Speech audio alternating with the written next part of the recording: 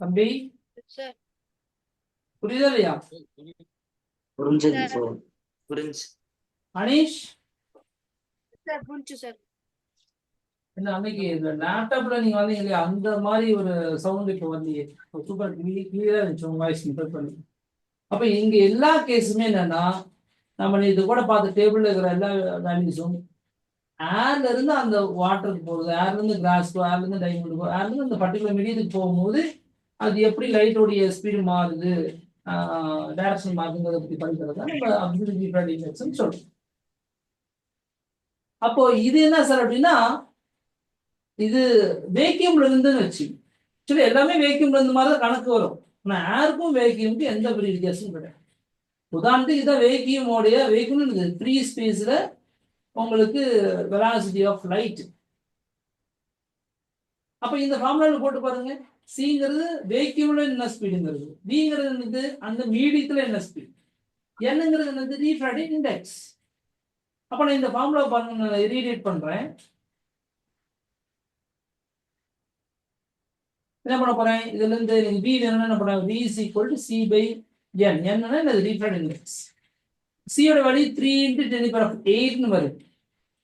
என்னோட வேல்யூ என்னது, என்னங்கிறது இந்த refractive index for air. Air எவ்வளவு எடுக்கிறேன் இப்போ, அதாவது இந்த இடத்துல ஏர் பேசுறதுனால சொல்றேன். Velocity of light in air அப்படின்னா அது எப்படி கண்டுபிடிக்க போறேன், velocity of light in the vacuum by refractive index of air. போட்டா என்ன கிடைக்குது, 1.003 போட்டா 2.999 அப்படின்னு வரும்.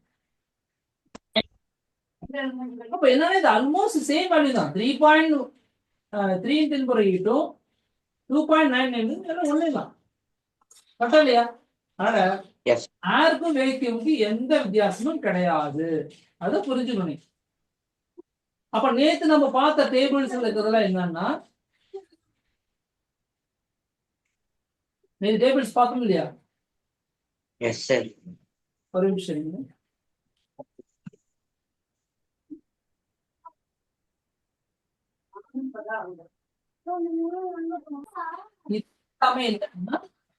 ஏர்ல இருந்து அந்த பர்டிகுலர் மீடியத்துக்கு என்ன, so absolute refractive index of some material கொடுத்திருக்கேன்.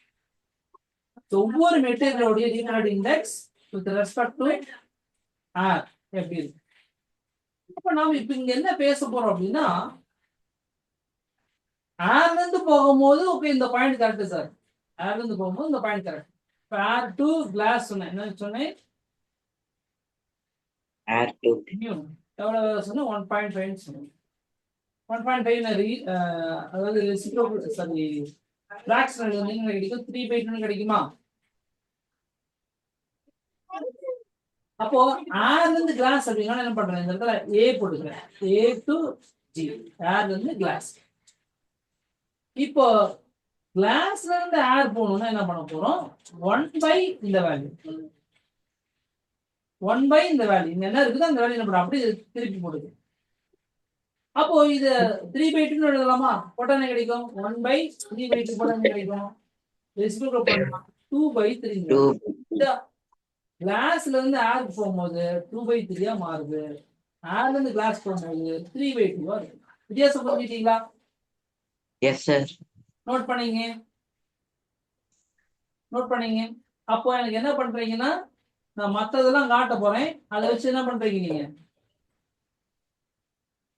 இப்ப இந்த டேபிள் இருக்கிற வேல்யூஸ்ல ஒரு முக்கியமான ஒரு 4 ஆன்சர் எடுத்துட்டு என்ன பண்ண, நான் டிக் பண்றேன், அந்த ஆன்சர் என்ன பண்ணுங்க, ஏர்ல இருந்து தான் இந்த வேல்யூ போட்டிருக்காங்க. நீங்க என்ன செய்ய போறீங்க அப்படின்னா, அந்த மீடியத்துல ஏர்ல இருந்து ஐஸுக்கு எவ்வளவு, ஐஸ்ல இருந்து ஏருக்கு போனா அப்ப என்ன வேல்யூ வரும், 1/, இந்த 1.3. கரெக்டா இல்லையா? இதை கண்டுபிடிச்சுன்னா உங்களுக்கு ஒரு வேல்யூ கிடைக்கும். அதே மாதிரி இப்போ கெரோசினா 1.44, இது என்னது, ஏர்ல இருந்து கெரோசின் போகும்போது ஏர் இங்க இருக்கு, கெரோசின் ஒரு கப்பல் இருக்குது, இங்க ஸ்பீட் ஆஃப் லைட் என்ன, இங்க ஸ்பீட் ஆஃப் லைட் மாறும். அப்ப இதை ஏரை பொறுத்து கெரோசின்ல என்ன ரீஃப்ராக்டிவ் இண்டெக்ஸ் அப்படின்னா அது 1.4. இதே கெரோசின் இருந்து லைட் இப்படி போகுது, கெரோசின் லைட் நமக்கு வெளியில வருதுன்னா ரீஃப்ராக்டிவ் இண்டெக்ஸ் எப்படி இருக்கும், 1/1.44 இருக்கும். புரியுதானே சொல்றேன்? Yes, sir. அந்த மாதிரி என்ன பண்ணுங்க, இந்த பென்சின் கண்டுபிடிங்க, ரூபி கண்டுபிடிங்க, டைமண்ட் கண்டுபிடிங்க. 3 கண்டுபிடிச்சு சொல்லுங்க போதும்.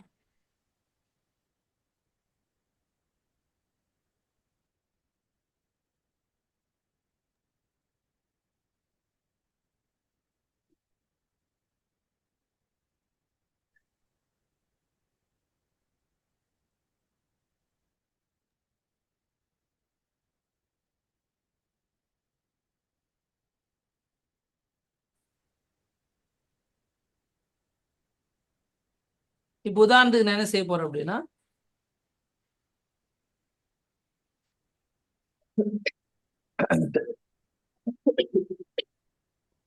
மியூட வேல்யூ 1.33 அப்படிங்கிறது எதுக்கு? வாட்டர். இது எப்படி எழுதலாம்? 4/3 எழுதலாம். அப்போ இது ஏர்ல இருந்து வாட்டருக்கு போகும்போது, அப்போ வாட்டர்ல இருந்து ஏர் போகும்போது என்ன எப்படி இருக்கும்? வாட்டர் இருந்து ஏர் போகும்போது 3/4. புரியுதா? Yes, sir. வித்தியாசம் தெரியுதுங்களா என்ன சொல்றேன்னு? Yes, sir. Yes, sir. சரி, இப்போ நம்ம மியூசிக்கல் C/V எடுத்துக்கணும். இப்போ சின்னா வேக்யூம்ல ஸ்பீடு, அது ஏர்ல ஸ்பீடு என்னங்கிறது. இது வந்து என்னன்னா அந்த மீடியம், பர்டிகுலர் மீடியம் சொல்றதுக்கு போற என்ன பண்றோம், ஜஸ்ட் வீனே போட்டாச்சு. இப்போ உதாரணத்துக்கு அந்த மீடியம் நம்ம என்ன எடுத்துக்க போறோம் அப்படின்னா வாட்டர். அப்போ வாட்டர்ல என்ன ஸ்பீடு, லைட்டோட ஸ்பீடு அப்படின்னா என்ன பண்ண போறீங்க, இந்த சியோட வேல்யூ 3 × 10⁸, மியோட வேல்யூ 1.33 அல்லது 4/3 எழுதிங்க. அப்ப ரெசிப்ரோக்கல் பண்ண என்ன கிடைக்கும்? 3 × 10⁸ அல்லது இங்க இன்ட்டு போட்டு என்ன பண்ணுங்க 3/4 ரெசிப்ரோக்கல் பண்ணிங்க. அப்ப என்ன கிடைக்கும்? 3 3s are 9, 9/4 × 10⁸ வரும். 9/4ங்கிறது 2.25 × 10⁸ மீட்டர்/செகண்ட் வரும். புரிஞ்சுதா? கரெக்டா? Yes, sir. Yes, sir. Speed of light in water is 2.25 × 10⁸. அதே speed of light in air 3 × 10⁸. Speed குறையுதா? இது Yes, sir. Air denser mean rarer medium, density கம்மியா இருக்கிற மீடியம். இது வாட்டர் எப்படி இருக்கு? டென்சர் மீடியமா இருக்கு. Medium. அப்ப ரேரர் டு டென்சர் வரும்போது ஸ்பீடு என்ன இருக்குது? குறையுது, மாறுது, பெண்ட் டுவர்ட்ஸ் நார்மல். அங்க மியூ வந்து எப்படி இருக்குன்னா கிரேட்டர் தேன் 1 இருக்குது. இதெல்லாம் நீங்க தெரிஞ்சு வச்சிருக்கணும். அதுல இருந்து வரும்போது வேவ் லென்த் மாறுது, ஸ்பீடு மாறுது, டைரக்ஷன் மாறுது. ஆனா மாறாத ஒரு குவான்டிட்டி, அது என்ன குவான்டிட்டி சொல்லுங்க? ஒரு மீடியத்துல இந்த மீடியத்துக்கு போகும்போது எது மாறாது? எது மாறாது? ஃப்ரீக்வென்சி. யா Yes, sir. நீ சொன்ன ஞாபகம் இருக்கா இல்லையா? இந்த மாதிரி மீடியம் எடுத்தீங்க, லைட் ரேஸ்ல என்டர் ஆகுது, இங்க வந்து பெண்ட் ஆயிடுச்சு ரைட்டு. இப்போ என்ன பண்றேன், வேவ் ஃபார்ம்ல போட்டு பார்க்கும்போது நான் என்ன பண்றேன், ஒரு 3 வேவ்ஸ் இதுல போற மாதிரி போறேன்னு வச்சுக்கோங்க. 3 வேவ்ஸ் இதுல இருக்குது. அதே 3 வேவ்ஸ் இதுக்குள்ள பாத்தீங்கன்னா, இப்போ இதுக்கு இது ஒரு செகண்ட்ல வருதுன்னு வச்சுக்கோங்களேன். அதே ஒரு செகண்ட்ல இங்க 3 வேவ்ஸ் எப்படி இருக்கும்னா ஸ்மாலா. அப்ப என்னாச்சு, இந்த லென்த் டிஸ்டன்ஸ் ஜாஸ்தியா டிராவல் பண்ணிருக்கு ஏர்ல. இந்த மீடியத்துல என்ன பண்ணுது, அது கிளாஸ்ல கம்மியான டிஸ்டன்ஸை கவர் பண்ணிருக்கு. ஆனா 2 கேஸ்லயும் நம்பர் ஆஃப் வேவ்ஸ் எத்தனை இருக்கு? இங்க 3 இருக்குன்னா இங்கேயும் 3 தான் இருக்கு. நம்பர் ஆஃப் வேவ்ஸ்க்கு பேர் தான் ஃப்ரீக்வென்சி. இப்போ ஃப்ரீக்வென்சி ஒரு மீடியத்துல இந்த மீடியத்தை என்டர் ஆகும்போது மாறாது. முக்கியமான 1 மார்க், ரொம்ப ரொம்ப முக்கியமான 1 மார்க் மறந்துடாது. நீங்க நீட் போனா கூட இதெல்லாம் தேவைப்படும். சரிங்களா? Yes, sir. Optically denser medium. Out of 2 given media, the medium which with a higher value of refractive index called optically denser. அதுதான் இப்ப நம்ம சொல்ற கிளாஸ் ஆகட்டும், வாட்டர் ஆகட்டும், டைமண்ட் ஆகட்டும், இது எல்லாமே அதிகமான டென்சிட்டி இருக்கக்கூடியது, அது ரீஃப்ராக்ட் இண்டெக்ஸ் அதிகமாக இருக்கக்கூடியது தேன் ஏர், அல்லது ஒரு மீடியத்துக்கு கம்பேர் பண்ணி இன்னொரு மீடியம். அப்போ அதே மாதிரி தான் சொல்றாங்க, ரேர் மீடியங்கிறது out of the two given media the medium with lower value of refract index எப்படி இருக்கும், அதுக்கு தான் optically rare medium. when light enters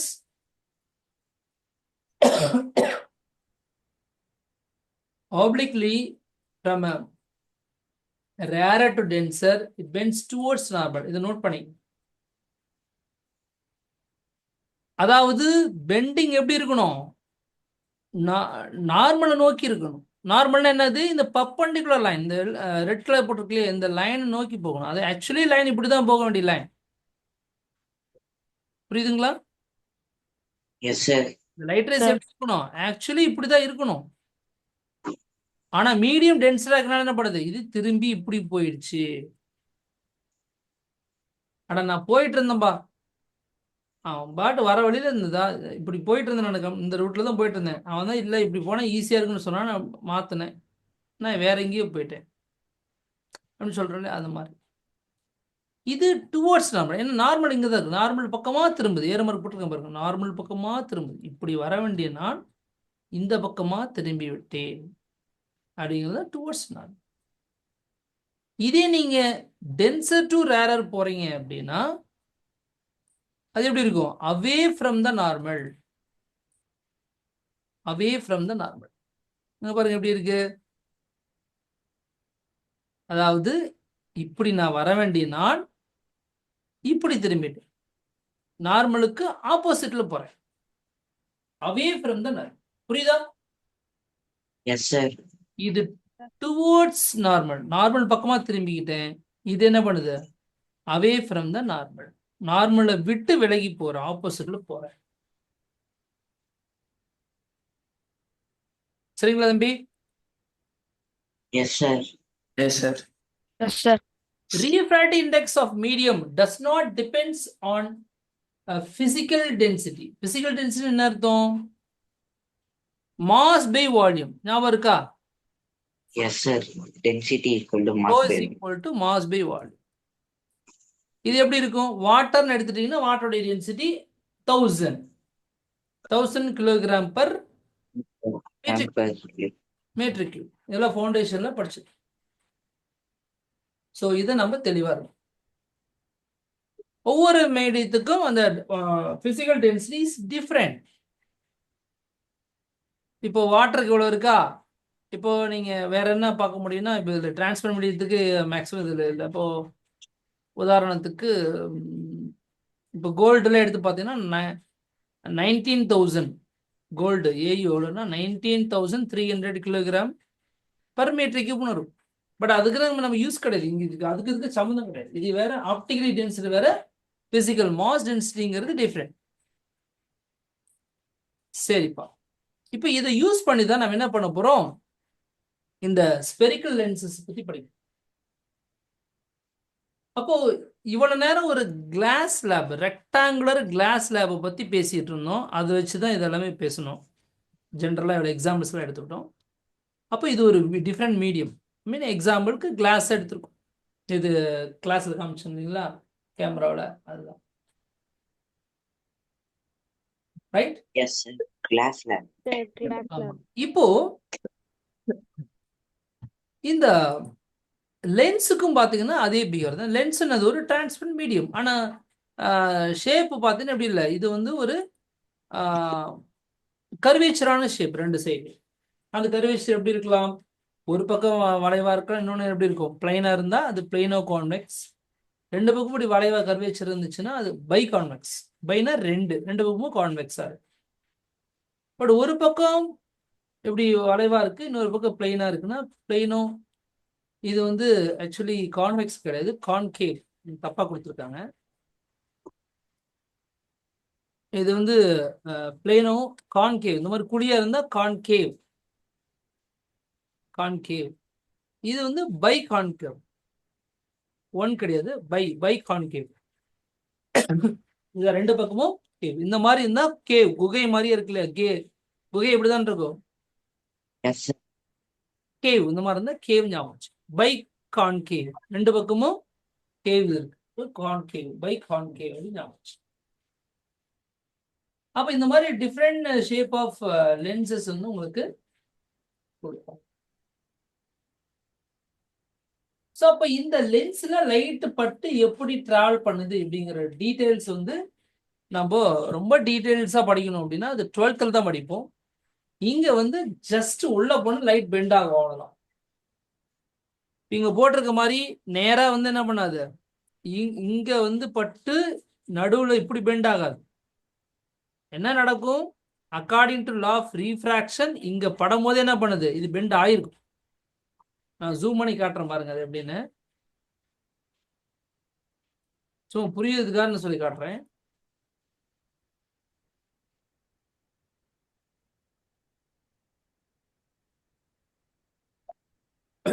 பாருங்க இப்ப என்ன நடக்கும், லைட்டுங்க நேரா வந்து பட்டுடுச்சு, இது வரைக்கும் பட்டுடுச்சு. பட்டன் என்ன பண்ணும், இது வேற மீடியம், இந்த இந்த லென்ஸ் வந்து வேற மீடியம் கிளாஸ், அதுக்குள்ள டிராவல் பண்ணாத பெண்ட் ஆகும். எப்படி பெண்ட் ஆகும், பெண்ட் டுவோர்ட்ஸ் நார்மல். அப்ப இந்த இடத்துல நார்மல் எதுன்னு நீங்க கண்டுபிடிக்கணும். ஒரு நிமிஷம் மீட்டிங் முடியும் போது மறுபடியும் ரீஜாயின் பண்ணி இந்த நார்மல் நீங்க போட்டு பார்க்கணும். மீட்டிங் கட் ஆகும், ஒரு நிமிஷம்.